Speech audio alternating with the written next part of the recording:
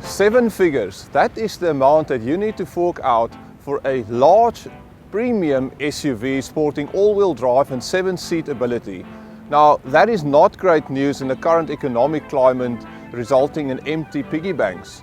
You've got two options. Either you scale down and retain the premium badge, but you lose a lot of practicality, or you can beat shrinkflation and opt for the Kia Sorento. Because at a price tag of only 650,000 rands, consumers can still have their cake and eat it. I had 6 months to validate this fact.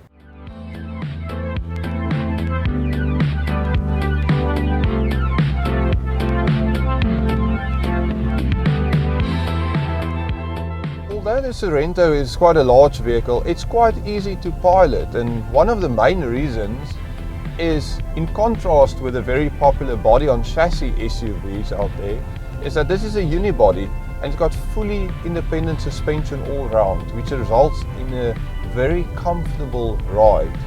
Up front, you'll find a tried and trusted 2.2 litre turbo diesel engine, delivering 147 kilowatts and, more importantly, 440 Newton meters of torque, and paired with this 8-speed automatic transmission, it effortlessly wafts this vehicle around. I actually never felt the need to really use the sport button because it's sort of out of character of this vehicle, and the engine does become quite a bit noisy when you push on. So rather sit back, relax and rely on that torque to get you to your next destination. The Sorento literally has quite a lot to offer, as the vehicle is 4.8 meters in length and 1.9 meters wide, resulting in vast interior space.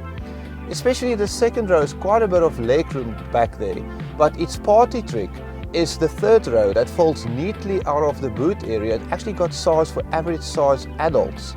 That is possible because the full-size spare wheel is housed underneath the vehicle at the back.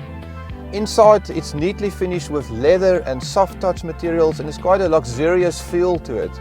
The vehicle is also fitted with most creature comforts expected of a luxury car, like your touchscreen infotainment center, satellite navigation, cruise control and USB functionality. The fuel consumption on a leisurely cruise will drop down to as low as 7.4 liters per 100 kilometers, which is excellent for a vehicle of this size and fully loaded. If you think about it, with an 80-litre fuel tank, that is a fuel range of over 1,000 kilometers. If you drive in city traffic, however, that fuel consumption can easily rise to 10 litres per 100, but I suppose that has to be expected. The average fuel consumption during the 6 months was around 9.4 litres per 100. The four-wheel drive system fitted to this vehicle is supplied by Magna, and Kia claims that it can sustain full-time four-wheel drive usage without overheating, which is quite unique in the soft-roader category. I decided to put this to the test at the dunes of Atlantis, as sand is a proper test for a four-wheel drive system. I was really surprised at the capability of the Sorento. When I lowered the tire pressures to 1.6 bar, we managed to take some spectacular action photography in the sand, and I even managed to scale some dunes. The only negatives with this vehicle going off-road is that the ground clearance is fairly limited, especially at the front bumper. And sometimes the transmission is a bit reluctant to kick down when you need more torque to overcome an obstacle. But remember, this is a soft roader. For our annual camping holiday on the South Coast, I had a tow bar fitted at a cost of 5,600 rands at the Kia dealership, and I hitched a Bushwhacker Sundowner camping trailer weighing 1.1 ton. The only gripe I had with this vehicle during the 6 months is a random self-activation of the voice control system of this vehicle when you turn the steering wheel.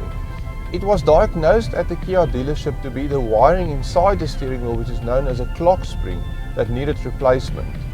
Kia had to order it from Johannesburg, and it should have taken about 5 days. In the end, it took more than a month to arrive, and as the part had to come from abroad.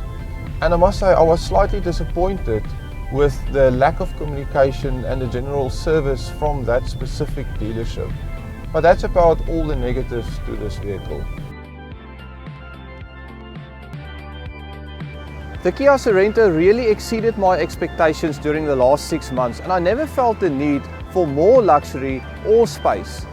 If you don't need the four-wheel drive capability, you can also look at the Kia Sedona that offers even greater space for similar money. Lastly, I think the Sorento indeed deserves its accolade as Car's top 12 best buy in the large crossover category.